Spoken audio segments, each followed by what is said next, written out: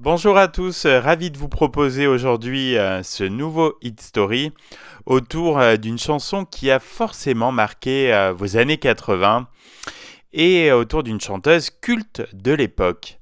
Si je vous dis In the Heat of the Night de Sandra, vous repartez avec moi en 1985. Sandra, la princesse teutonne des années 80, ou quand une chanteuse allemande aux tubes imparables devient l'incontournable chanteuse de cette folle décennie.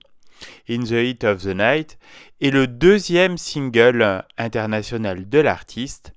Le morceau sort au début du mois de novembre 1985 et comme Sandra l'a admis elle-même dans le livret de sa compilation 10 on One The Singles, la tension et les enjeux étaient énormes lors de l'enregistrement de ce titre. En effet, ce single succédait au tube précédent, Maria Magdalena, qui a été numéro 1 dans plus d'une dizaine de pays, donc un peu difficile de faire mieux après. Si ce titre n'a plus le charme et la légèreté du single précédent, In the Heat of the Night est un morceau beaucoup plus énergique et nerveux. Une constance avec ses grands bijoux fantaisie, ses longs cheveux blonds et ses tenues gentiment sexy, Sandra ne change pas. La chanson In the Heat of the Night a été écrite par Klaus Hirschberger et Markus Löhr.